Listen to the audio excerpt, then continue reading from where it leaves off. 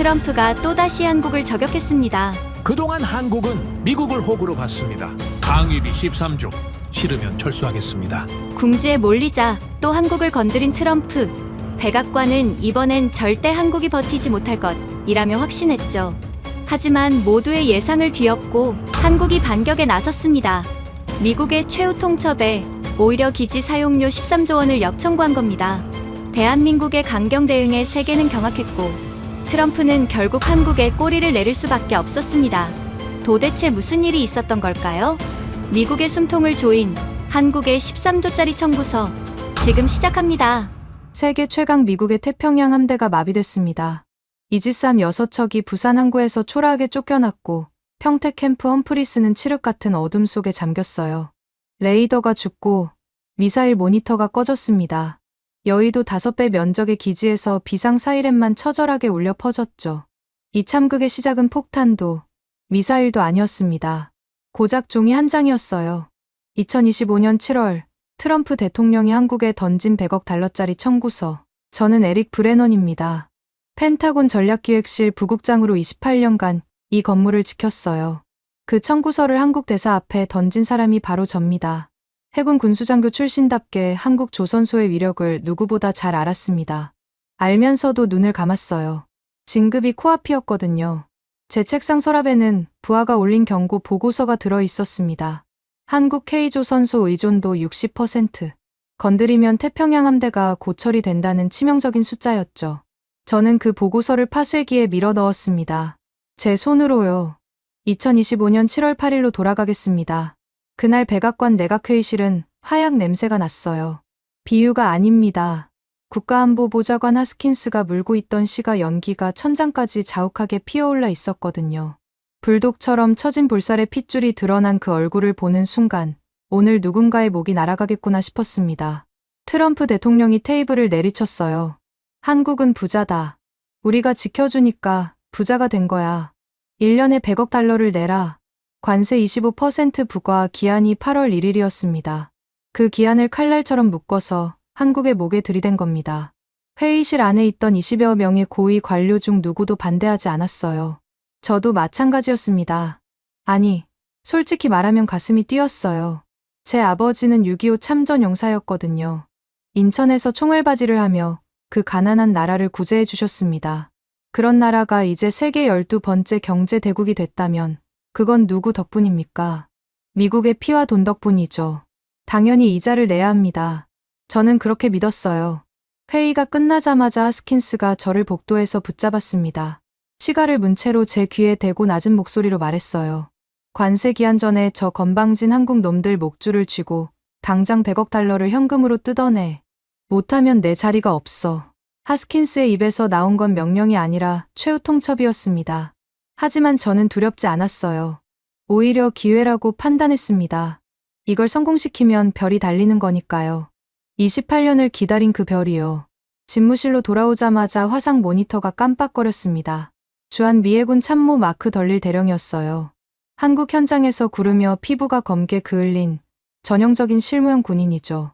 덜릴의 얼굴이 화면에 뜨자마자 목소리가 터져 나왔습니다. 부국장님, 지금 한국 K조선소 건드리시면 안 됩니다. 태평양 함대 이지스함 정비의 60%를 부산이 전담하고 있어요. 미국 본토 조선소는 수리 능력을 이미 상실했습니다. 한국 없이는 현대 해전 자체가 불가능합니다. 덜릴의 눈에 핏발이 서 있었어요. 화면 너머로도 그 다급함이 전해졌습니다. 하지만 저는 볼륨을 낮춰버렸어요. 귀찮았거든요. 지금 하스킨스의 눈에 들어야 할 판에 현장 대령 하나가 겁먹고 떠드는 소리에 발목 잡힐 수는 없었습니다. 덜릴 대령, 지금 펜타곤 분위기가 어떤지 모르는 모양이군. 대통령 각하가 직접 총대를 매셨어. 한국 조선소 타령은 그만두게. 수화기를 내려놓았습니다. 그리고 덜릴이 보내온 보고서를 집어들었어요. 파란 표지에 K조선소 의존도 분석 및 리스크 평가라는 제목이 선명했습니다.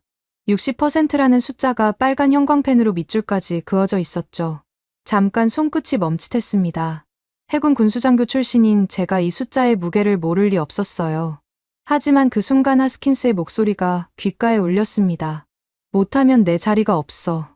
저는 보고서를 반으로 접었습니다. 그리고 책상 옆 파쇄기에 밀어 넣었어요. 위잉 소리와 함께 종이가 가늘게 찢겨 나갔습니다. 제국의 방패를 제 손으로 갈아버린 겁니다. 그때는 몰랐어요. 이 소리가 미국 태평양 함대의 장송곡이 될 줄은요. 다음 날, 저는 주미한국 대사를 펜타곤으로 호출했습니다. 100억 달러, 한화로 13조 7천억 원짜리 청구서를 테이블 위에 탁 던졌어요. 청구서 옆에는 주한미군 철수 시나리오까지 깔아놨습니다. 대사님, 간단합니다. 여기 적힌 금액을 8월 1일까지 지불하시거나 아니면 우리는 한국에서 짐을 쌉니다. 저는 의자에 깊숙이 등을 기대며 한국 대사의 얼굴을 살폈습니다. 땀방울이 맺히거나 목소리가 떨리거나 최소한 입술이 파르르 떨리기를 기대했어요. 13조 원이 넘는 금액에 미군 철수까지 들먹였으니 어떤 나라 대사든 동공이 흔들릴 수밖에 없습니다. 그런데 이상한 일이 벌어졌어요. 한국 대사가 서류를 집어들었습니다. 천천히 넘기더군요. 1장, 2장, 3장. 제가 의도한 압박의 핵심 페이지는 거들떠보지도 않았습니다. 그러더니 대사가 안경을 코끝으로 살짝 내리며 입을 열었어요. 부국장님, 3페이지 하단 주석의 날짜 표기가 틀렸습니다. 2025년이 아니라 2024년 기준 환율이 적용되어 있네요. 심장이 멈추는 줄 알았습니다. 13조 원짜리 협박 앞에서 이 사람이 지적한 건 오타였어요. 날짜 오타. 회의실에 있던 펜타곤 참모 4명이 동시에 얼굴을 돌렸습니다. 저를 본 게 아니에요. 한국 대사를 본 겁니다. 저 인간이 미쳤나? 하는 눈빛이었죠. 하지만 대사의 표정에는 분노도, 두려움도, 읍소도 없었습니다.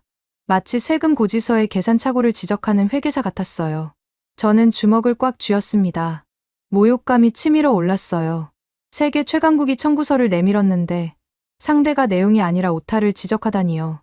그건 무시보다 더한 것이었습니다. 존재 자체를 안중에 두지 않는다는 뜻이니까요. 대사가 서류를 가지런히 정리하더니 서류 가방에 넣었습니다. 그리고 자리에서 일어났어요. 아무 말 없이요. 항의도 없고 유감 표명도 없고 본국에 전달하겠다는 외교적 멘트조차 없었습니다. 구두 발소리만 또각또각 회의실에 울렸어요. 문이 닫히고 나서도 그 소리가 한참 동안 귓가에 맴돌았습니다. 하스킨스에게 보고하자 그 불독 같은 얼굴이 환하게 펴졌어요. 잘했어, 브레넌. 저놈들 속으론 벌벌 떨고 있을 거야. 트럼프 각하가 총대를 메셨으니 내일 당장 백악관 앞에 돈다발을 들고 무릎 꿇고 엎드릴 걸세. 하스킨스의 양주 잔이 찰랑거렸습니다. 저도 고개를 끄덕였어요. 한국은 항상 그래왔으니까요. 압박하면 울고 더 세게 누르면 지갑을 여는 나라. 우리가 아는 한국은 그런 나라였습니다. 하지만 회의실을 나서는 순간 한국 대사가 남긴 구두 소리가 다시 귓전을 스쳤어요. 또각, 또각, 또각. 그 소리에는 분노도 초조함도 없었습니다. 너무 고르고 너무 침착했어요. 마치 미리 짜놓은 박자대로 걸어 나가는 것 같았습니다.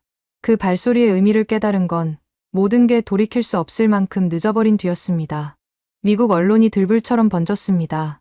이틀도 채 지나지 않아 워싱턴 포스트, CNN, 폭스뉴스 할 것 없이 일제히 같은 프레임을 씌우기 시작했어요. 한국은 돈 안 내는 얌체 동맹. 헤드라인마다 그 문구가 도배됐습니다.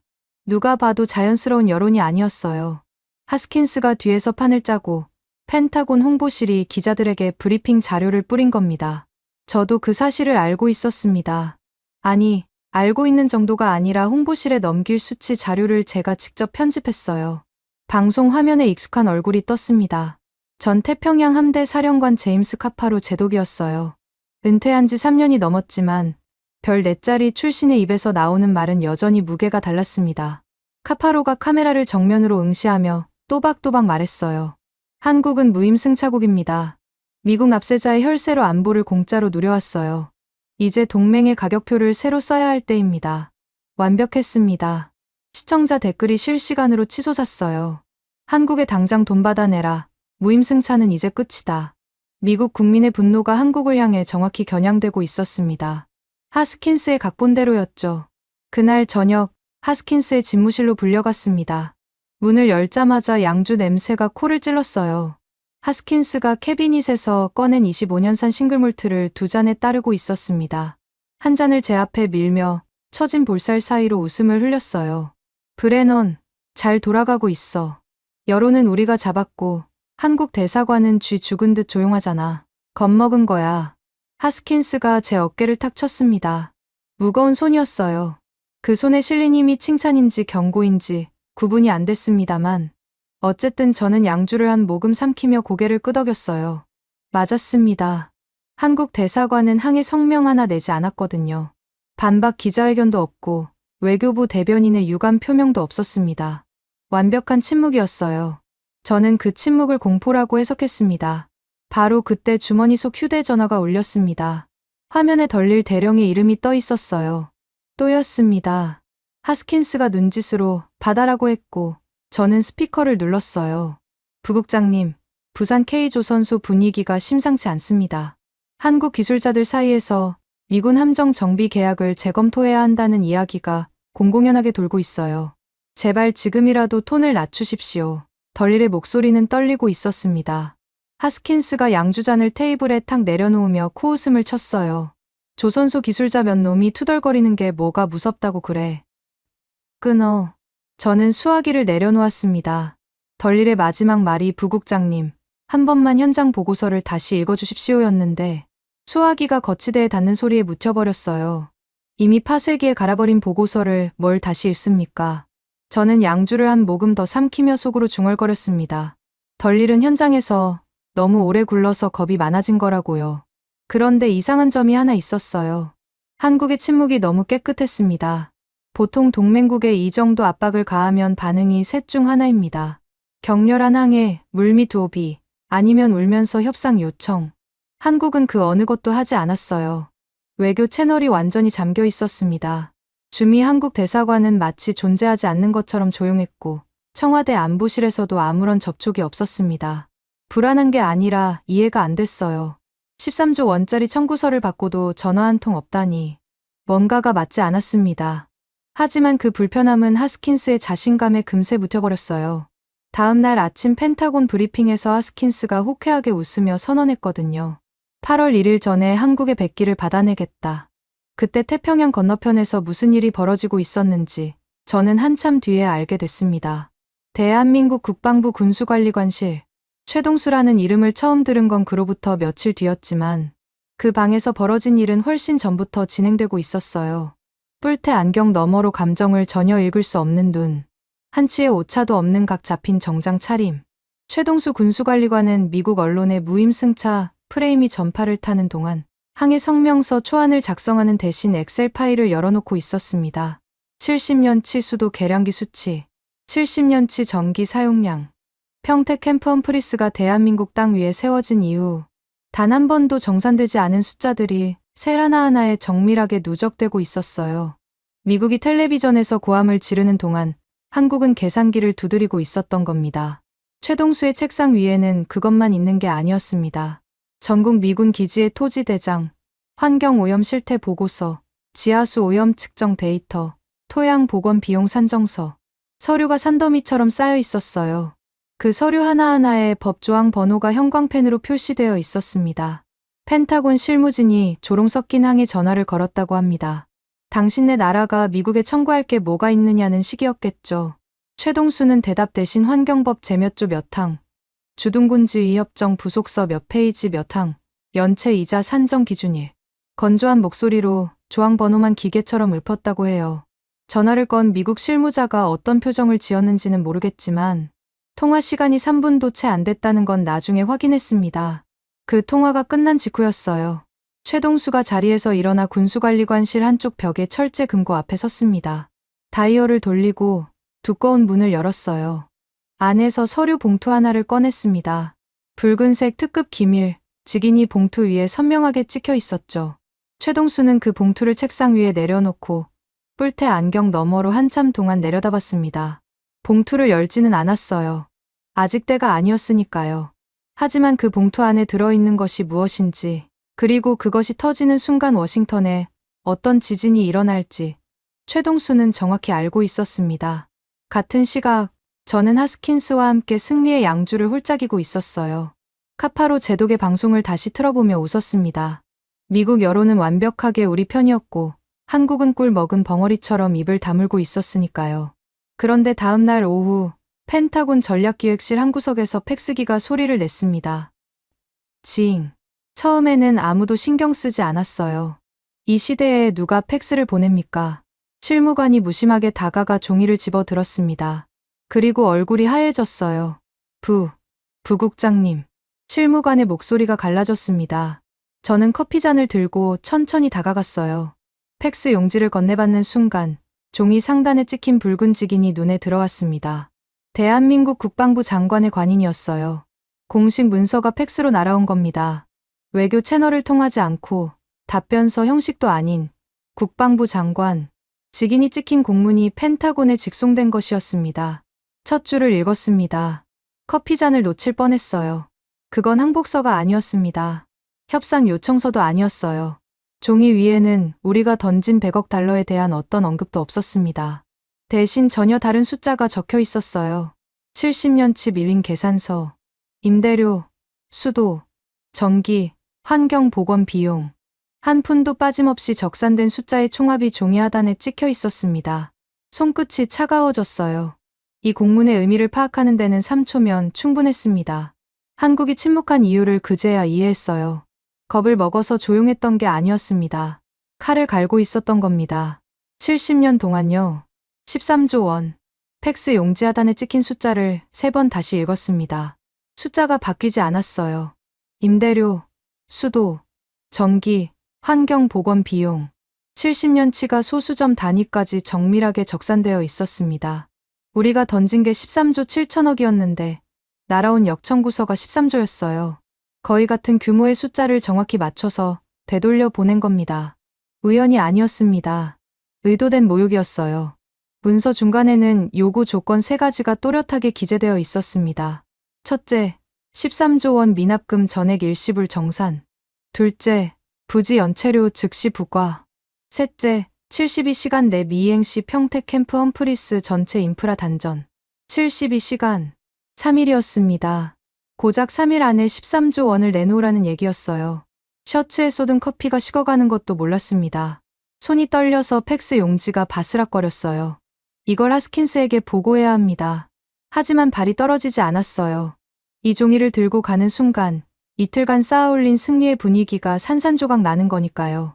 숨을 깊이 들이마셨습니다. 어차피 숨길 수 있는 것이 아니었어요. 공식 외교 문서입니다. 이미 국무부에도 사본이 갔을 겁니다. 하스킨스의 집무실 문을 두드렸습니다. 문이 열리자 어제 마시다 남긴 양주 냄새가 풍겼어요. 하스킨스가 시가를 물고 전화통화 중이었습니다. 제 얼굴을 보더니 눈짓으로 뭐냐고 물었어요. 저는 팩스 용지를 내밀었습니다.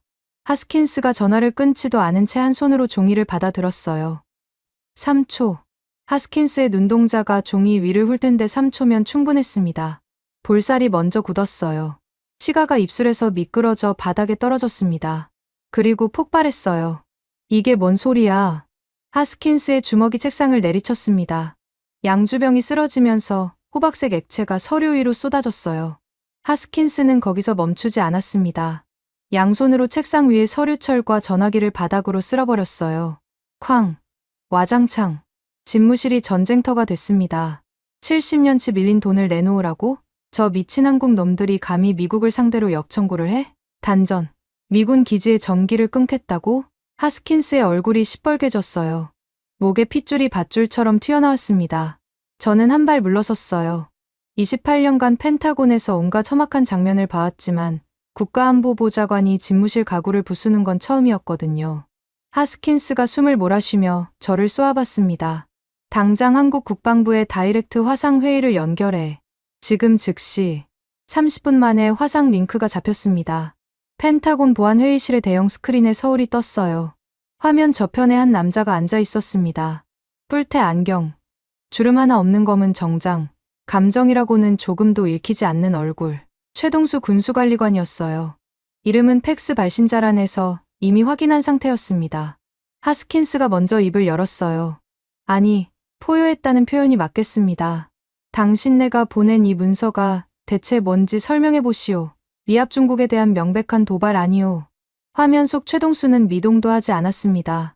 턱을 한 손으로 괜 채 앞에 놓인 서류철을 손끝으로 만지작거리고 있었어요. 마치 방금 들린 고함이 바람 소리 정도인 것처럼요. 하스킨스의 얼굴이 더 붉어졌습니다. 듣고 있소. 이건 70년 동맹에 대한 모독이요. 최동수의 시선이 서류에서 올라왔습니다. 느렸어요. 안경 너머의 눈이 카메라를 정면으로 잡았습니다. 그제야 입을 열었는데 목소리에 온도가 없었어요. 기계가 조항을 읽어주는 것 같았습니다. 주둔군지위협정 제5조 제3항에 따라 시설 사용료는 매 회계연도 정산이 원칙입니다. 70년간 단 한 번도 정산된 적이 없었어요. 저희는 그 사실을 문서로 통보한 것뿐입니다. 하스킨스가 주먹으로 테이블을 쳤어요. 화면이 흔들렸습니다. 조항 타령하지 마시오. 미국이 한국을 지켜주는 대가를 돈으로 환산하면 그 10배도 더 돼요. 최동수가 고개를 아주 미세하게 기울였습니다. 마치 재미있는 소리를 들었다는 듯이요. 하지만 웃지는 않았어요. 입술이 다시 열렸습니다. 그 부분은 별도 협의 사안이고 지금 논의 대상이 아닙니다. 현재 의제는 미납금 13조 원의 정산 여부와 기한입니다. 저는 참을 수 없었어요. 마이크 앞으로 다가섰습니다. 최 관리관, 이건 위대한 미합중국 동맹에 대한 모욕입니다. 당신들이 지금 누구한테 청구서를 날리는 건지 정신 차리시오. 목소리가 회의실 벽에 부딪혀 울렸습니다. 제 옆에서 하스킨스가 고개를 끄덕이며 팔짱을 꼈어요. 화면 속 최동수는 제 고함이 끝날 때까지 기다렸습니다. 그러더니 대답 대신 왼쪽 손목을 살짝 들어 시계를 힐끗 쳐다봤어요. 시계를 봤습니다. 제 말에 대한 대답이 시계 확인이었어요. 그 동작 하나에 회의실 공기가 얼어붙었습니다. 하스킨스의 입이 벌어진 채 닫히지 않았어요. 저도 다음 말을 잃어버렸습니다. 인간이 인간을 무시하는 방법은 여러 가지가 있지만 상대가 목청을 높이는 순간 시계를 보는 것만큼 잔인한 무시는 없었어요. 당신의 분노가 내 시간을 낭비하고 있다는 뜻이니까요. 최동수가 앞에 놓인 마이크를 천천히 당겼습니다. 쇠가 쇠를 긁는 듯한 소리가 스피커를 타고 들렸어요. 그리고 입을 열었습니다. 감정이라고는 한 톨도 섞이지 않은 겨울 새벽 쇳소리 같은 목소리였어요. 방금 1시간이 경과했습니다. 부국장님, 이제 평택 기지 전체가 암흑이 되기까지 정확히 71시간 남았습니다. 심장이 주먹으로 쥐어짜이는 것 같았어요. 71시간. 최동수는 우리가 고함을 지르고 테이블을 치고 모욕이라고 발악하는 그 1시간까지 정확하게 카운트다운에 포함시킨 겁니다. 우리의 분노조차 저 사람의 시간표 안에 이미 계산되어 있었어요. 하스킨스가 뭔가 더 소리치려 했지만 최동수가 먼저 서류철을 닫았습니다. 찰칵. 작은 소리였는데 스피커를 통해 들으니 총소리 같았어요. 71시간 내에 회신이 없으면 절차는 자동으로 진행됩니다. 좋은 저녁 되십시오. 화면이 꺼졌습니다. 좋은 저녁 되십시오라니. 3일 뒤에 미군 기지에 전기를 끊겠다고 통보하면서 마지막 인사가 좋은 저녁이었어요. 의도된 건지 습관인 건지 모르겠지만 그 담담한 인사말이 오히려 등골을 서늘하게 만들었습니다. 회의실에 정적이 내렸어요. 하스킨스가 시가를 찾아 주머니를 더듬었지만 아까 바닥에 떨어뜨린 채였습니다. 저는 꺼진 스크린을 멍하니 바라봤어요. 화면에는 우리 둘의 얼굴만 검은 유리에 비치고 있었습니다. 세계 최강국의 안보 수장과 펜타곤 부국장, 두 남자의 얼굴에 떠있는 표정이 똑같았어요. 당혹. 아니, 솔직히 말하면 공포였습니다. 우리가 던진 13조 7천억 원짜리 청구서에 한국은 13조 원짜리 역청구와 72시간 단전 카운트다운으로 응수했습니다. 주먹을 날렸더니 카운터 펀치가 턱에 정확히 꽂힌 겁니다. 그것도 감정 한 톨 없이 법조항과 숫자만으로요. 하스킨스가 한참 만에 입을 열었어요. 목소리에서 아까의 기세는 사라져 있었습니다. 저놈들이 진짜로 끊을 수 있겠어? 저는 대답하지 못했습니다. 해군 군수장교 28년 경력의 제가 그 질문에 아닙니다라고 말할 수 없었어요. 평택 기지의 전력 공급 구조를 제가 모를 리 없었거든요. 한국전력이 공급하는 외부 전력 없이 캠프 험프리스가 작동할 수 있는 시간은 비상발전기 연료 기준 최대 3일이었습니다. 그 3일이 지나면 여의도 5배 면적의 기지가 통째로 죽어요. 레이더, 통신, 미사일 방어 시스템 전부요. 창밖으로 워싱턴의 저녁 하늘이 붉게 물들고 있었습니다. 아름다운 석양이었어요. 하지만 제 눈에는 아무것도 들어오지 않았습니다.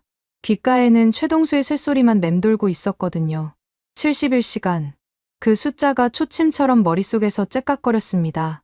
펜타곤 전체에 비상이 걸렸습니다.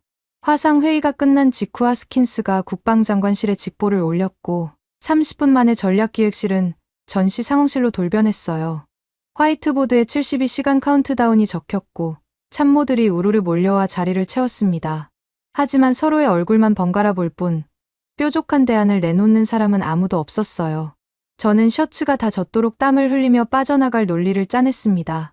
국제법, 주둔군지휘협정, 유엔사 규정, 한미상호방위 조약. 28년간 다뤄온 모든 법적 카드를 머릿속에서 뒤집었어요. 하나씩 꺼내 볼 때마다 막다른 골목이었습니다. 최동수가 팩스에 적어보낸 조항 번호들이 전부 정확했거든요. 빈틈이 없었어요. 70년간 한 번도 정산하지 않은 건 사실이고 협정에 명시된 정산 의무를 이행하지 않은 쪽은 미국이었으니까요. 하스킨스가 회의실 상석에 떡 버티고 앉아 탁자를 주먹으로 두드렸습니다. 다들 똑바로 들어. 저 한국 놈들은 배짱을 튕기는 거야. 감히 미군 기지에 전기를 끊을 배짱이 있겠어. 끊는 순간 전 세계가 한국을 미친 나라로 볼 거고 주한미군 철수 여론이 폭발한다고. 우리가 버티면 저쪽이 먼저 꺾여. 자신감이 아니라 발악에 가까웠어요. 하지만 반박할 사람은 없었습니다. 이 방에서 하스킨스에게 틀렸습니다라고 말할 수 있는 인간은 존재하지 않았거든요. 저도 포함해서요. 제가 짜낸 첫 번째 카드는 시간 끌기였습니다. 주둔군지휘협정에 비용 분쟁 시 공동조사단을 구성할 수 있다는 조항이 있었어요. 모호한 규정이었지만 조사단 파견만 성사시키면 최소 3개월은 벌 수 있었습니다. 72시간이 3개월로 늘어나는 거죠. 하스킨스가 그거 괜찮군이라며 고개를 끄덕였고 저는 곧바로 한국 국방부에 공동조사단 파견을 제안하는 공문을 발송했습니다. 회신은 4시간 만에 왔어요. 공문이 아니었습니다. 법무부 출입국 관리과 명의의 단 2줄짜리 통보문이었어요. 주둔군지휘협정 분쟁 해결 절차상 공동조사단 구성에는 양측 합의가 전제됩니다. 현 시점에서 대한민국 측은 조사단 파견에 동의하지 않으며 관련 인원에 대한 입국 비자 발급 역시 불가합니다. 비자 자체를 거절해버린 겁니다. 문을 두드리기도 전에 자물쇠를 잠가버렸어요. 하스킨스에게 보고하자 볼살이 파르르 떨렸습니다. 비자를 거절해? 동맹국이 동맹국 관리 입국을 막아? 이게 말이 되는 소리야. 말이 되고 안 되고의 문제가 아니었어요. 한국은 자국 법률에 근거해서 거절한 것이고 그 법률의 해석권은 한국에 있었습니다. 우리가 아무리 분노해도 비자 없이 조사단을 보낼 수는 없었어요. 첫 번째 카드가 찢어진 겁니다. 두 번째 카드를 꺼냈습니다. 다른 동맹국의 선례를 무기로 쓰는 방법이었어요. 일본이 미국의 방위비 요구에 5,500억 달러를 현금으로 지불했다는 사실을 들이밀면 한국도 국제 여론의 압박을 버틸 수 없을 거라고 판단했습니다. 저는 직접 최동수에게 전화를 걸었어요. 최 관리관, 일본은 이미 5,500억 달러를 현금으로 납부했습니다. 아시아에서 유일하게 분담금을 거부하는 나라가 어떤 대접을 받을지 잘 아시지 않습니까? 수화기 너머에서 잠깐 침묵이 흘렀어요. 최동수가 입을 열었습니다. 여전히 감정 없는 건조한 목소리였어요. 재미있는 사례를 드셨네요. 그 일본이 지금 어떤 상태인지도 알고 계십니까? 뭔가 이상한 방향이었습니다. 최동수가 말을 이었어요. 로이터 통신 오늘자 기사입니다. 일본 내각이 방위비 지출에 따른 외환 유출로 재정 비상을 선포했고 엔화 가치가 사상 최저치를 경신했습니다. 내각 지지율이 22%까지 떨어져 총사퇴 압력을 받고 있어요. 부국장님이 성공 사례로 드신 그 5,500억 달러가 일본 경제의 숨통을 끊어버린 겁니다. 수화기를 쥔 손에 힘이 풀렸어요. 일본의 현 상황을 모른 것은 아니었습니다. 하지만 그걸 우리 논리의 약점으로 역이용당할 줄은 몰랐어요. 일본처럼 내라가 아니라 일본 꼴 나고 싶으냐로 뒤집힌 겁니다. 두 번째 카드도 쓸모없게 됐습니다. 시간이 흘렀어요. 카운트다운은 48시간 아래로 떨어져 있었습니다. 저는 자존심을 버리기로 했어요. 아니, 솔직히 말하면 공포가 자존심을 눌러버렸습니다. 밤 11시 사무실에 혼자 남아 최동수에게 직통 전화를 걸었어요. 이번에는 공식 통화가 아니었습니다. 녹음되지 않는 비공식 라인이었어요. 최 관리관, 솔직하게 이야기합시다. 서로 감정적으로 가면 양쪽 다 손해 아닙니까? 우리 쪽에서 구형 블랙호크 헬기 몇 대를 이전하겠습니다. 미납금은 분할로 천천히 정리하는 것으로 합의를 보시죠. 제 목소리가 떨리고 있었습니다. 28년간 펜타곤에서 잔뼈가 굵은 사람의 입에서 분할 상환이라는 말이 나오다니요. 구형 헬기 몇 대로 13조 원을 떼우겠다는 발상 자체가 어처구니 없다는 건 저도 알고 있었어요. 하지만 다른 카드가 없었습니다. 수화기 너머에서 아무 소리도 들리지 않았어요. 3초, 5초, 10초. 최동수의 숨소리조차 들리지 않았습니다. 상대가 전화를 끄는 건지 듣고 있는 건지 구분이 안 됐어요. 침묵이 칼날처럼 고막을 눌렀습니다. 제 등줄기로 차가운 식은땀이 뱀처럼 흘러내렸어요. 그때 수화기 너머에서 소리가 들렸습니다. 최동수의 목소리가 아니었어요. 기계음이었습니다. 덜컥. 무거운 금속이 맞물리는 소리. 윙. 전류가 끊기는 저주파 진동. 그리고 다시 덜컥. 원래대로 복원되는 소리. 평택 기지 전력 통제실의 메인 차단기였습니다. 내리고 올린 겁니다. 10초짜리 테스트였어요. 최동수는 제 비굴한 제안에 한마디 대꾸도 하지 않고 대신 차단기가 실제로 작동한다는 증거를 수화기 너머로 들려준 겁니다. 말보다 잔인한 대답이었어요. 최 관리관. 제가 소리쳤을 때 전화는 이미 끊겨 있었습니다. 손바닥이 축축했어요. 수화기를 내려놓으려는데 또 다른 전화가 걸려왔습니다. 평택 캠프 험프리스 기지 사령관 윌리엄 카터였어요. 브레넌, 방금 기지 전체 전력이 10초간 나갔다가 들어왔어. 레이더가 재부팅되는 데만 45분이 걸린다고. 지금 이게 무슨 상황인지 당장 설명해. 카터의 목소리는 비명에 가까웠습니다. 비상발전기 연료가 3일치밖에 없어. 3일. 외부 전력이 완전히 끊기면 이 기지는 사흘 뒤에 죽은 고철 덩어리가 된다고. 28,000명이 깜깜한 어둠 속에 갇히는 거야. 워싱턴에서 대체 뭘 하고 있는 겁니까? 전화를 끊고 의자에 주저앉았습니다. 양손으로 얼굴을 감싸 쥐었어요. 손가락 사이로 책상 위에 카운트다운 메모가 보였습니다. 48시간에서 이미 3시간이 더 빠져 있었어요. 바로 그 다음날 상황은 더 나빠졌습니다. 워싱턴 포스트 수석 안보 기자 로라 젠킨스가 펜타곤 홍보실에 기사 예고문을 보내온 겁니다. 제목이 평택의 진실, 미국의 갑질인가 동맹의 정당한 요구인가였어요. 하스킨스가 깔아놓은 무임승차 프레임을 정면으로 뒤집는 각도였습니다. 젠킨스는 한국의 역청구서 내용을 이미 입수한 상태였고 70년간 임대료를 한 푼도 내지 않은 미국의 실태를 파헤치고 있었어요. 기사가 나가면 여론이 뒤집힙니다. 한국이 얌체가 아니라 미국이 먹튀였다는 사실이 드러나는 거니까요. 하스킨스에게 보고하자 얼굴이 일그러졌어요. 그년의 입을 틀어막아 국가안보를 빌미로 기사 유보시켜. 하지만 이미 늦었습니다. 젠킨스는 일개 타블로이드 기자가 아니라 퓰리처상 후보에 3번이나 오른 베테랑이었어요. 국가안보 딱지로 막을 수 있는 상대가 아니었습니다. 기사 예고문 자체가 경고였어요. 펜타곤이 더 버티면 더 큰 특종으로 키우겠다는 뜻이었죠. 안에서는 카터가 비상발전기 연료를 걱정하며 미친 듯이 전화를 걸어오고 밖에서는 젠킨스가 특종을 예고하며 발목을 잡고 있었습니다. 위에서는 하스킨스가 버텨 고함을 지르고 아래에서는 참모들이 어떡해요 라는 눈빛으로 저를 쳐다봤어요. 사방이 막혀 있었습니다. 저는 결단을 내려야 했어요. 하지만 내리지 못했습니다. 하스킨스의 눈밖에 나면 28년 경력이 끝장나고 한국에 굽히면 펜타곤의 자존심이 무너지고 그렇다고 버티면 평택이 암흑에 잠깁니다. 어떤 선택지에도 제가 살아남을 길이 보이지 않았어요. 그래서 가장 비겁한 선택을 했습니다. 아무것도 결정하지 않은 채 시간만 흘려보낸 겁니다. 회의를 열고 보고서를 돌리고 전화를 받고 또 회의를 열었어요. 전부 결론 없는 시간 낭비였습니다. 황금 같은 48시간이 제 우유부단함 속에서 모래처럼 빠져나갔어요. 카운트다운이 24시간 아래로 떨어진 새벽. 저는 사무실 창밖으로 포토맥 강의 검은 물결을 내려다보고 있었습니다. 주머니 속 휴대전화가 울렸어요. 덜릴 대령이었습니다. 부국장님, 부산 K조선소에서 미군 함정 정비 기술자들이 비상 대기 명령을 받았다는 첩보가 들어왔습니다. 대기가 아니라 철수 준비인 것 같습니다. 제발, 지금이라도 서울로 가십시오. 덜릴의 목소리에는 더 이상 간절함이 없었어요. 체념이 묻어 있었습니다.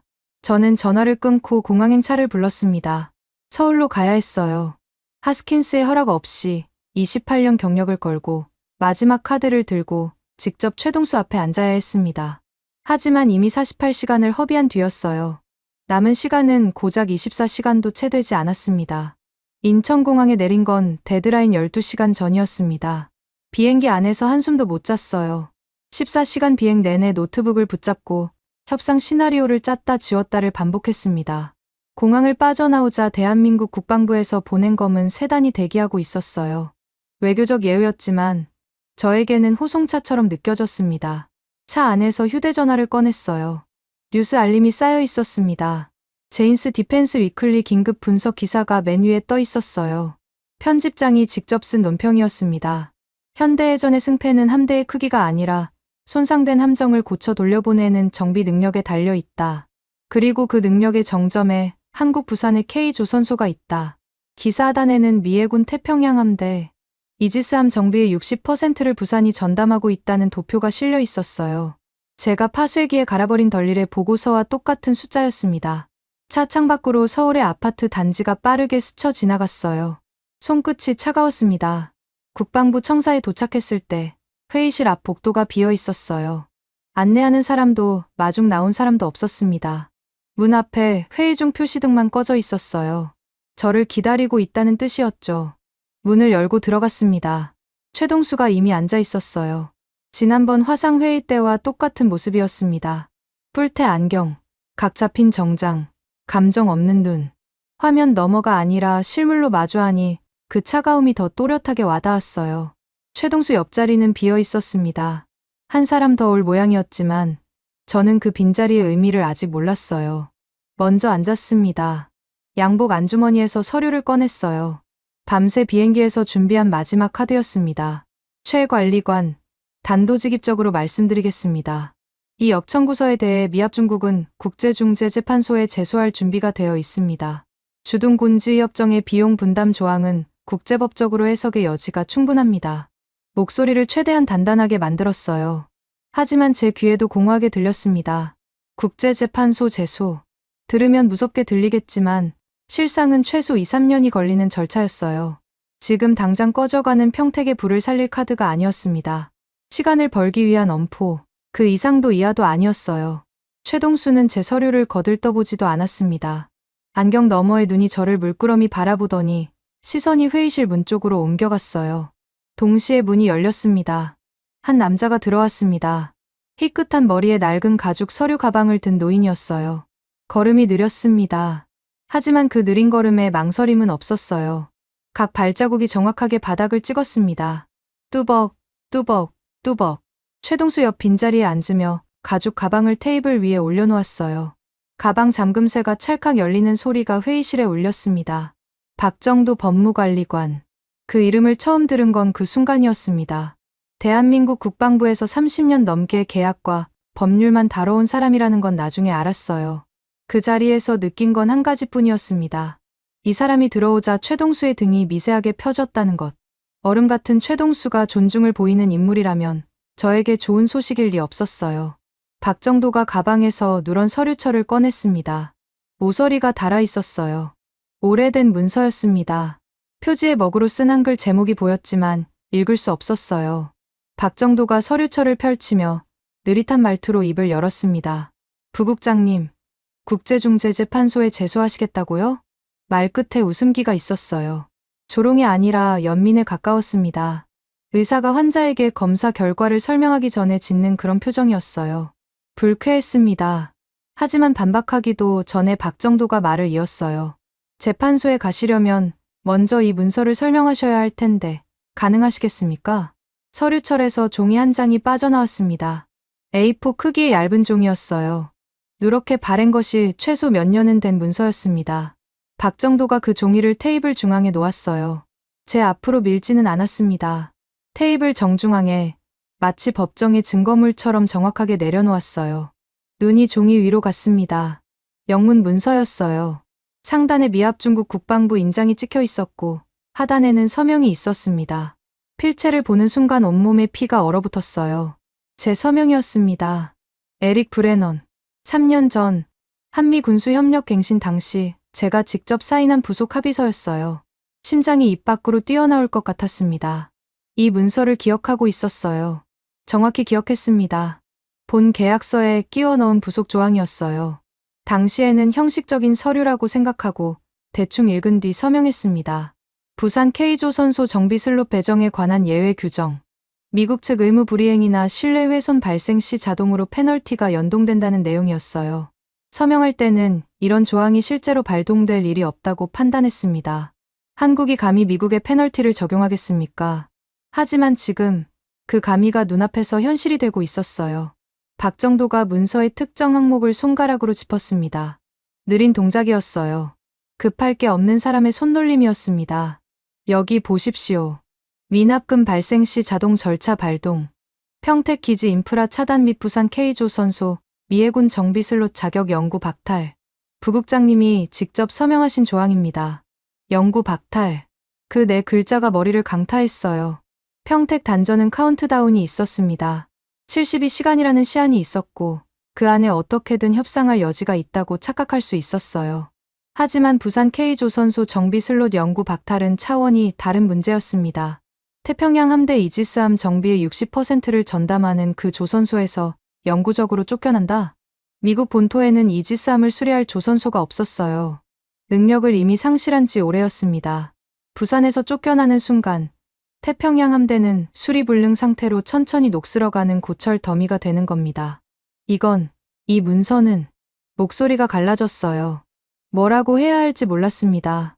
부정하고 싶었지만 제 서명이 찍혀 있었어요. 무효라고 주장하고 싶었지만 공식 부속 합의서였습니다. 머릿속이 하얘졌어요. 환불 불가, 자격 박탈, 예외 없음. 박정도가 또박또박 읽었습니다. 마지막 세 단어를 읽는 그 느릿한 목소리가 판결문처럼 회의실에 울렸어요. 예외 없음. 빠져나갈 구멍이 없다는 뜻이었습니다. 저는 파쇄기에 갈아버린 덜릴의 보고서를 떠올렸어요. 그 보고서에도 이 조항에 대한 경고가 있었을 겁니다. 덜릴이 그토록 다급하게 매달린 이유를 이제야 이해했어요. 진급에 눈이 멀어 파쇄기에 밀어넣은 그 종이들이 지금 제 목을 조르고 있었습니다. 제가 찢어버린 줄 알았던 서류의 원본을 한국이 고스란히 가지고 있었어요. 박정도가 서류철을 닫았습니다. 찰칵. 그 소리가 관 뚜껑 닫히는 소리처럼 들렸어요. 박정도는 제 경악에 아무런 반응도 보이지 않았습니다. 감정 없는 눈빛으로 서류철을 가방에 넣고 잠금쇠를 다시 잠갔어요. 할 일을 마친 사람의 동작이었습니다. 최동수가 손목시계를 확인했어요. 그리고 감정 없는 목소리로 마지막 통보를 했습니다. 남은 시간은 10시간입니다. 미납금 정산이 확인되지 않으면 평택 인프라 차단과 부산 정비 슬롯 박탈이 동시에 집행됩니다. 동시에 평택만 끊기는 게 아니었어요. 부산까지 동시에 닫히는 겁니다. 눈앞이 깜깜해졌습니다. 비행기에서 준비한 서류가 테이블 위에 널브러져 있었어요. 국제재판소 제소 시나리오, 분할 상환 제안서, 대한협상 카드, 전부 쓸모없는 종이 쪼가리가 돼 있었습니다. 한국이 쥐고 있던 진짜 무기는 평택의 전기 스위치 따위가 아니었어요. 미 해군의 생명줄을 틀어진 부산 K조선소, 그리고 제가 직접 서명해준 자폭 조항이었습니다. 서울에서 워싱턴으로 돌아오는 비행기 안에서 하스킨스에게 전화를 걸었습니다. 박정도가 내밀었던 부속 합의서, 제 서명이 찍힌 그 문서의 존재를 보고해야 했어요. 수학이 넘어 하스킨스의 반응은 예상대로였습니다. 그래서 뭐 어쩌란 거야. 서류 한 장에 쫄아서 꼬리를 말겠다고. 저놈들은 허세를 부리는 거야. 감히 미군 기지의 전기를 끊어? 그건 전쟁 행위라고. 버텨. 하스킨스는 끝까지 같은 말만 반복했어요. 감히. 한국이 감히 그런 짓을 할 수 없다는 확신이 그의 유일한 논거였습니다. 논리도 아니고 분석도 아닌 그저 미국이라는 이름에 기대는 맹신이었어요. 저도 열흘 전까지는 똑같은 확신을 품고 있었습니다. 하지만 최동수의 얼음장 같은 눈을 직접 마주하고 온 지금 그 확신은 산산조각이 나 있었어요.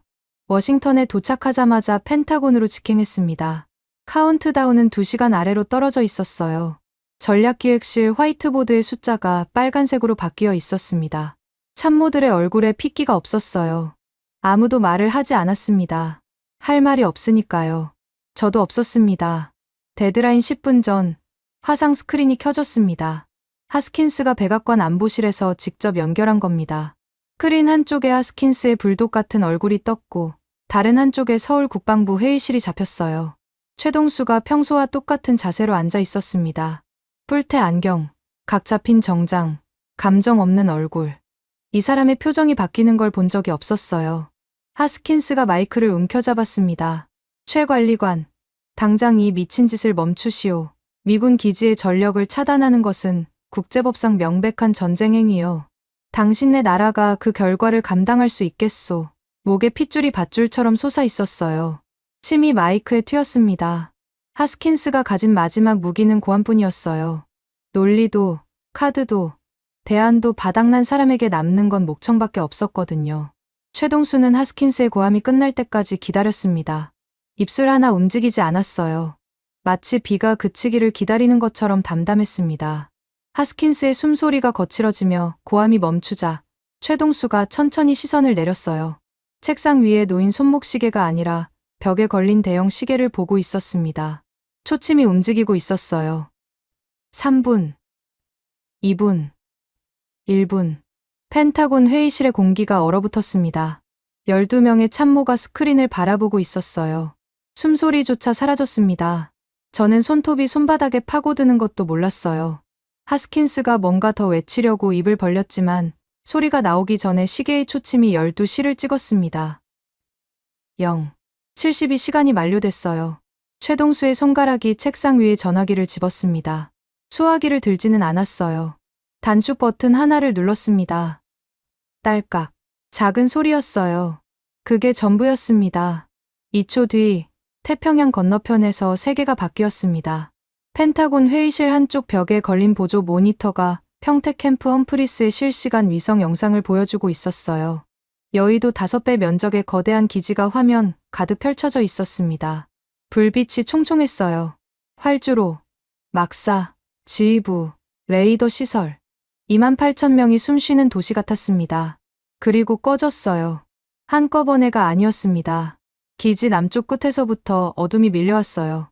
마치 거대한 손이 불을 하나씩 쥐어끄는 것처럼 구역별로 빛이 사라졌습니다. 남쪽, 중앙, 북쪽. 3초 만에 캠프 험프리스 전체가 까맣게 죽었어요.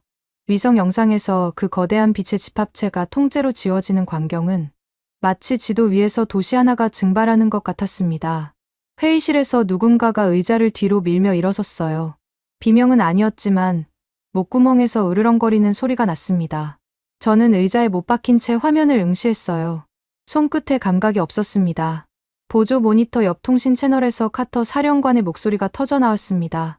전력 상실, 기지 전체 전력 상실, 레이더 다운, 패트리어트 시스템 다운, 통신 기지국 다운, 비상발전기 자동 전환 중이나, 보좌관님, 연료가 3일치뿐입니다. 3일. 카터의 목소리는 군인의 보고가 아니라 조난 신호였어요. 배경에서 비상 사이렌이 울리고 있었습니다. 끊어질 듯 길게 이어지는 그 소리가 스피커를 타고 펜타곤 회의실까지 흘러들었어요. 여의도 5배 면적의 기지에 칠흑 같은 어둠이 깔리고 28,000명의 장병들이 그 어둠 속에서 사이렌 소리만 듣고 있는 겁니다. 하스킨스의 얼굴이 화면에 그대로 떠 있었어요. 입이 벌어진 채 닫히지 않았습니다. 시가를 찾는 손이 허공을 더듬었어요. 눈동자가 흔들리고 있었습니다. 감히 모텔이라고 확신했던 그 일이 눈앞에서 벌어지고 있었으니까요. 최동수의 화면을 봤습니다. 최동수는 여전히 같은 자세로 앉아 있었어요. 표정이 변하지 않았습니다. 딸깍 하나로 미국의 최대 해외 군사기지를 암흑에 빠뜨린 사람이 커피 한 모금 마시듯 아무렇지도 않은 얼굴이었어요. 하지만 끝이 아니었습니다. 제 앞에 놓인 태블릿이 진동했어요. 부산 K조 선수 현장 감시 피드가 실시간으로 떴습니다. 덜릴 대령이 연결해 놓은 보안 채널이었어요. 화면을 보는 순간 위장이 뒤집히는 것 같았습니다. 부산 조선수 3번 건선거에 미 해군 이지스 구축함이 들어가 있었어요. 용접 작업 중이었습니다.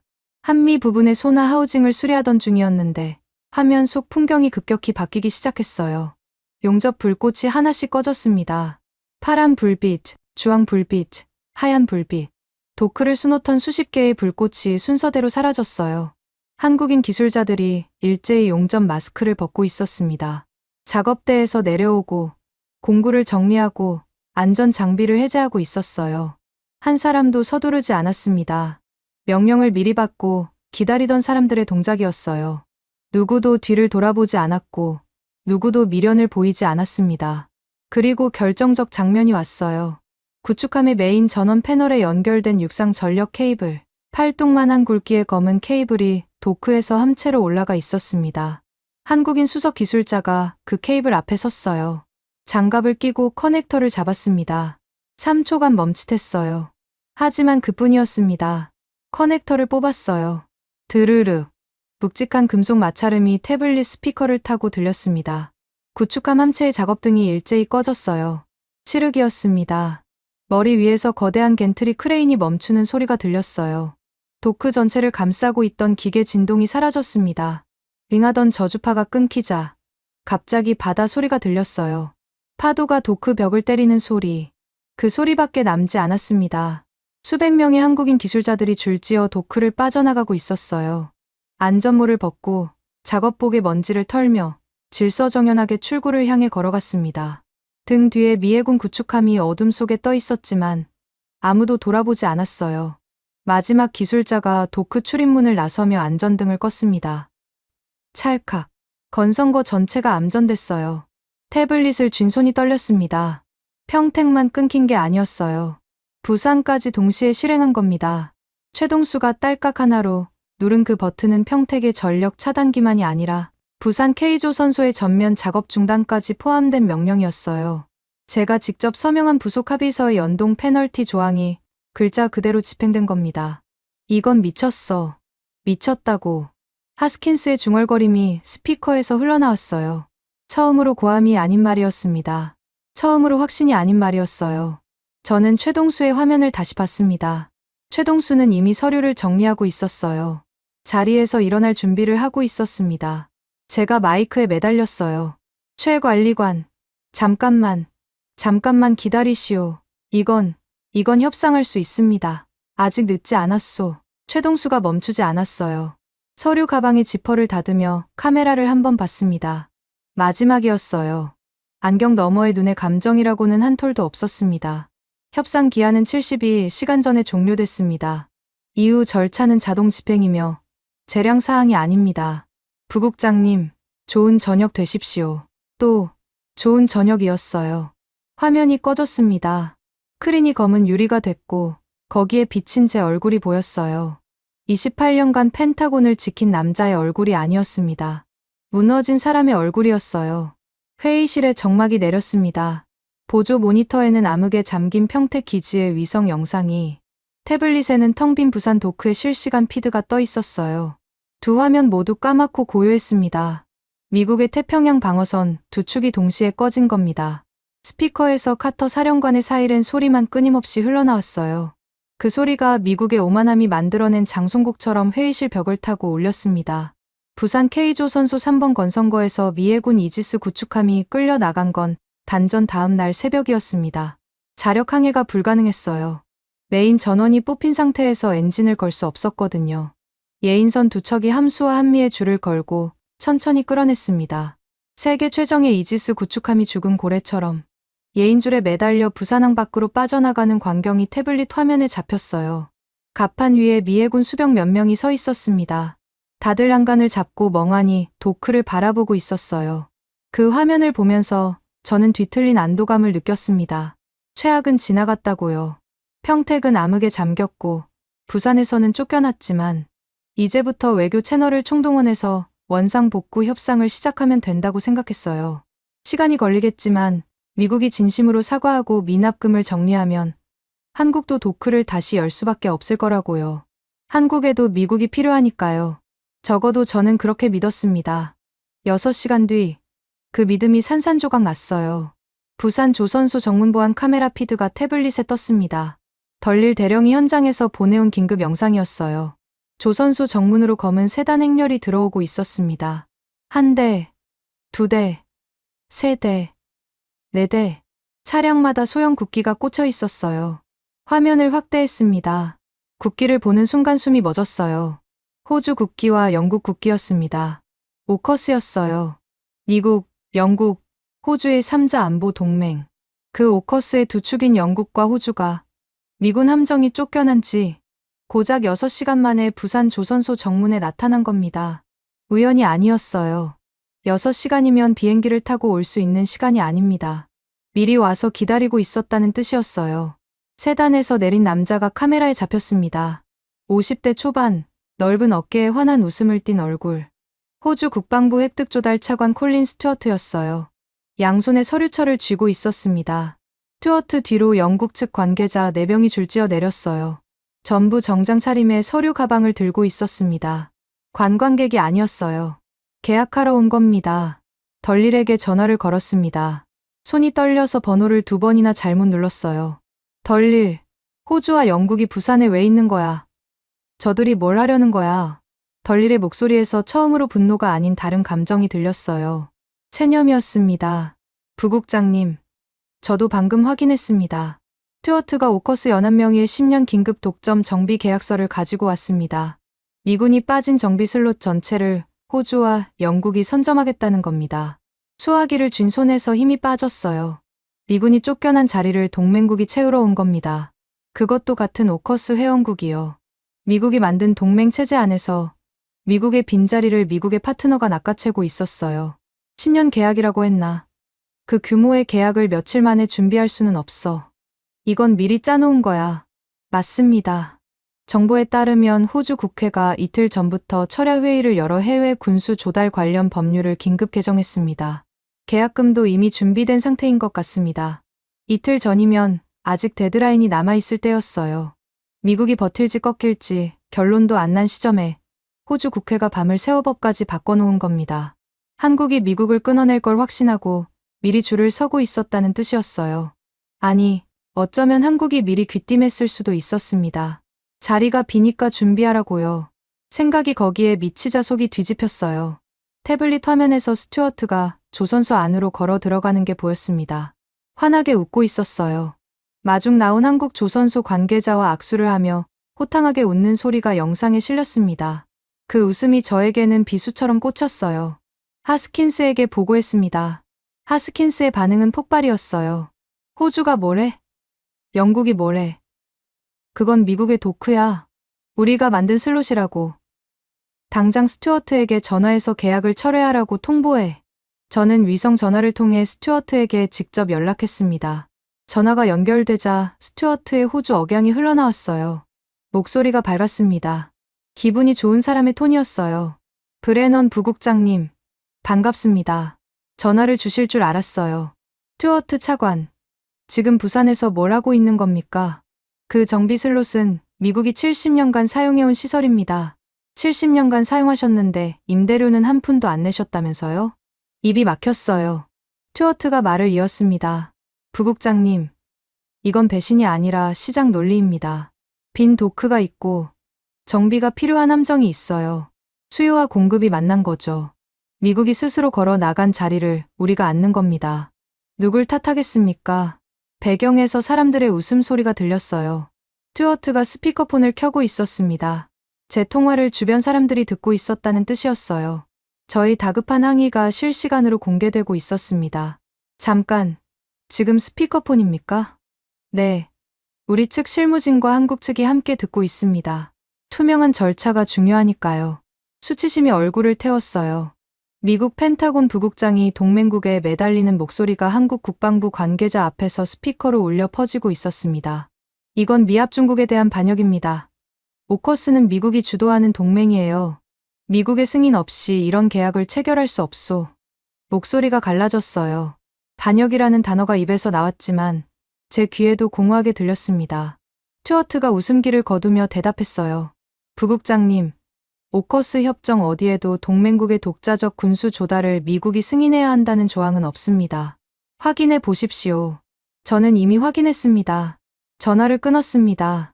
아니, 솔직히 말하면 끊을 수밖에 없었어요. 더 이상 할 말이 없었거든요. 소식은 급류처럼 퍼졌습니다.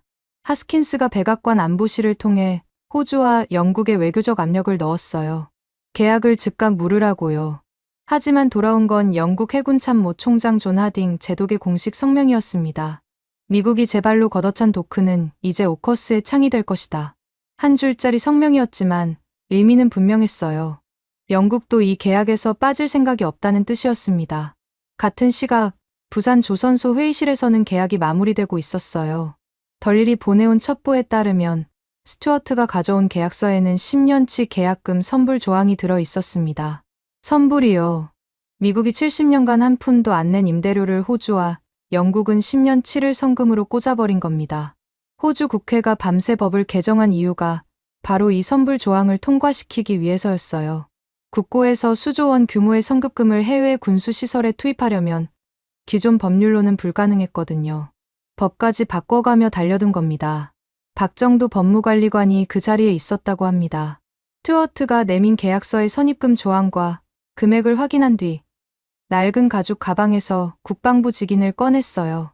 빨간 인주를 묻히고 계약서 하단에 찍었습니다. 쾅! 그 소리가 부산 조선소 회의실에 울렸고 그 울림이 태평양을 건너 펜타곤의 심장을 관통했습니다. 이제 아무것도 되돌릴 수 없었어요. 미군의 정비 슬롯은 법적으로 오커스에 넘어갔고 성급금까지 입금된 계약을 무효화할 수단이 미국에 없었습니다.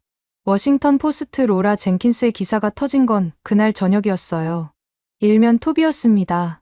미국의 갑질이 태평양 안보의 심장을 오커스에 헌납했다.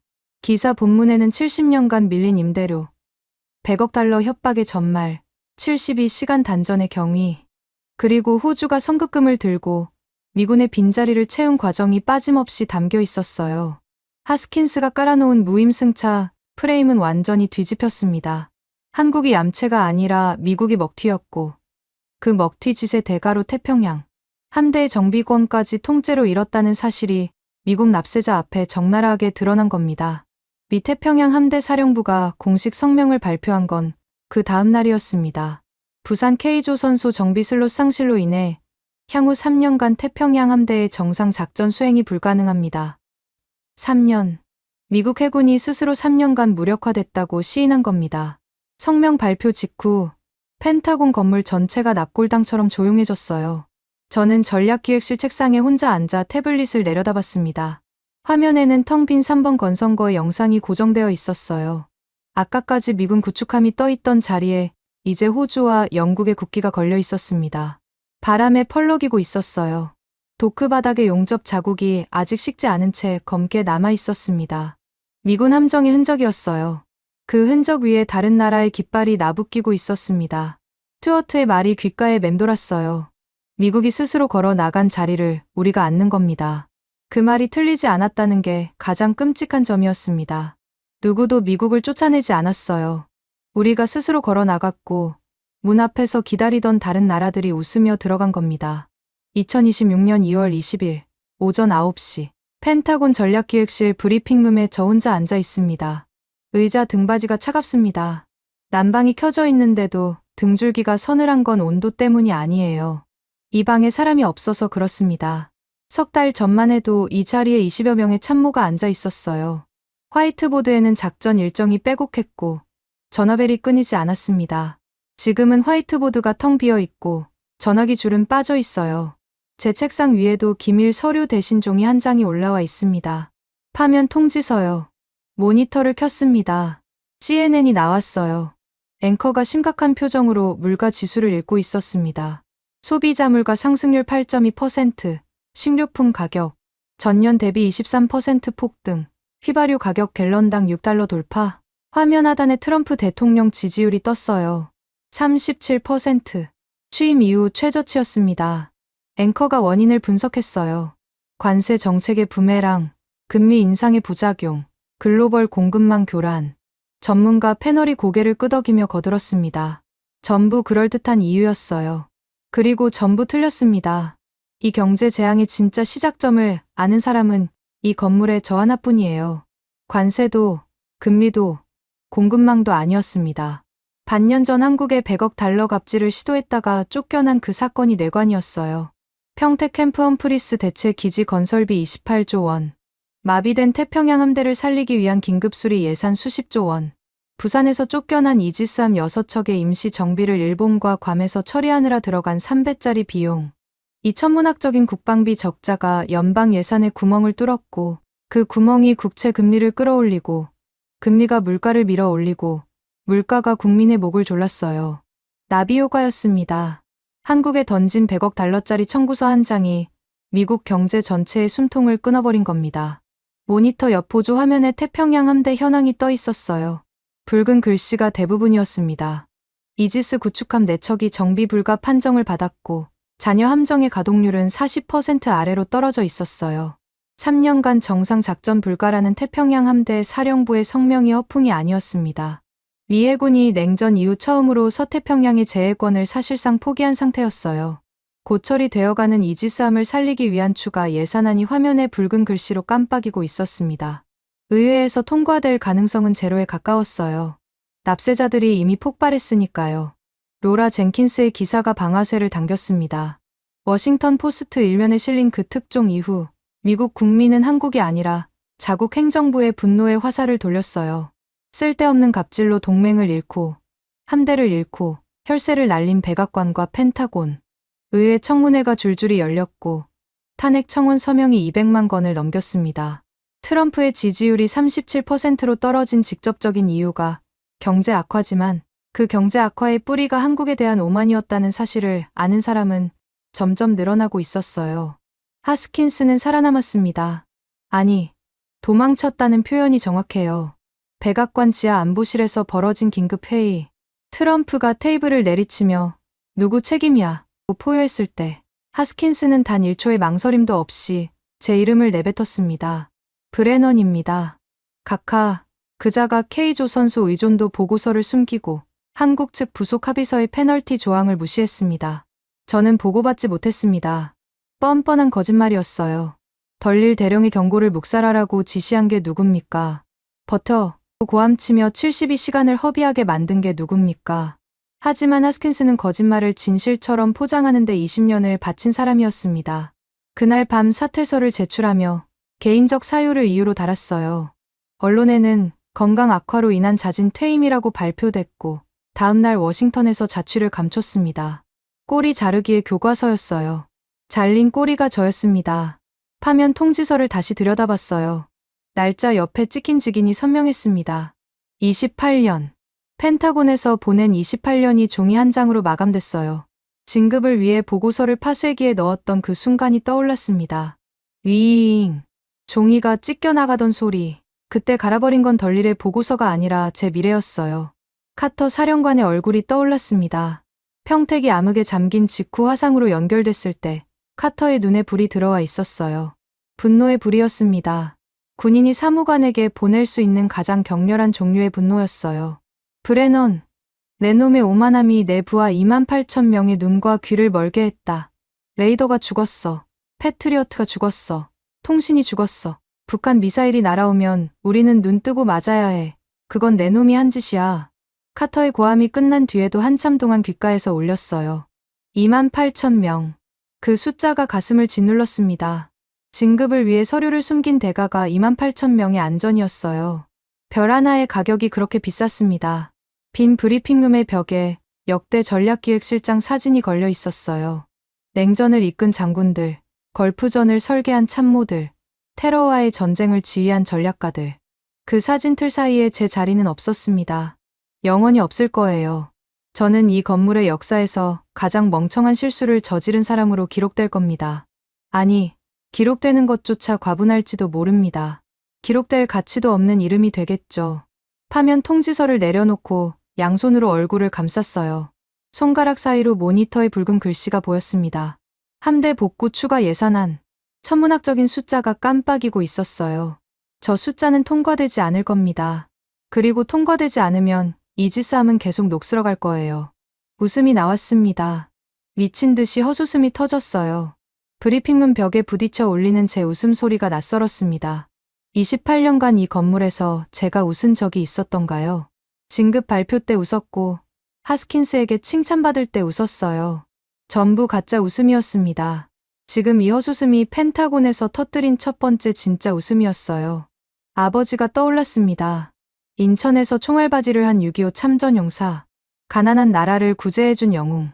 저는 그 아버지의 이름으로 한국을 현금인출이 취급했어요. 아버지가 피를 흘려 지킨 나라를 수치 자료로 환산하고 청구서로 만들어 던졌습니다. 아버지가 이 꼴을 보셨다면 뭐라고 하셨을까요? 아마 저를 아들이라고 부르지 않으셨을 겁니다. 저는 국익을 지키는 애국자라고 확신했습니다. 미국의 적자를 메우고 동맹의 값을 받아내는 충실한 공복이라고 믿었어요. 하지만 진실은 정반대였습니다. 얄팍한 100억 달러의 오만함으로 동맹의 심장을 뽑고 함대의 등뼈를 부러뜨리고 미국 경제의 숨통마저 끊어버린 가장 멍청한 전범이었어요. 전쟁을 일으킨 것도 아닌데 전범이라니 우습죠. 하지만 전쟁보다 더 큰 피해를 냈으니 틀린 말도 아니었습니다. 모니터를 껐어요. 화면이 까맣게 죽으며 제 얼굴이 비쳤습니다. 은발이 흐트러져 있었고 눈 밑이 검게 내려앉아 있었어요. 28년간 매일 아침 거울 앞에서 넥타이를 매던 남자의 얼굴이 아니었습니다. 끝장난 사람의 얼굴이었어요. 파면 통지서를 양복 안주머니에 접어 넣었습니다. 브리핑룸 문을 열고 나가야 했어요. 이 건물에서 마지막으로 걷는 복도가 될 겁니다. 복도 끝에서 경비가 신분증을 회수하겠죠. 그 다음에는 뭐가 있을까요? 아무것도 없었습니다. 28년간 이 건물 밖에 삶은 생각해 본 적이 없었거든요. 문고리를 잡았어요. 차가운 금속이 손바닥에 닿았습니다. 뒤를 돌아봤어요. 텅 빈 브리핑룸, 꺼진 모니터, 빠진 전화선, 비어있는 의자 22개. 이 방에서 미국의 태평양 전략이 수립되고 동맹의 운명이 결정되고 제국의 자멸이 시작됐습니다. 전부 이 방에서요. 문을 열고 나갔습니다. 구두 소리가 텅 빈 복도에 울렸어요. 또각, 또각, 또각. 반년 전 펜타곤 회의실을 나서던 한국 대사의 구두 소리가 떠올랐습니다. 그때 그 소리의 의미를 깨달았더라면 이 모든 일이 벌어지지 않았을 겁니다. 차분하고 고르고 한치의 흔들림도 없던 그 발소리. 저는 그때 겁에 질린 소리라고 착각했어요. 정반대였습니다. 승부가 이미 끝났음을 아는 사람의 걸음이었어요. 제가 뒤늦게 깨달은 그 사실이 지금 이 텅 빈 복도에서 마지막 구두 소리로 되울리고 있었습니다. 지금까지 여러분의 영원한 말동무, 감동을 더하다 였습니다. 세계를 놀라게 한 대한민국. 다음 영상에서도 계속됩니다. 좋은 하루 되세요.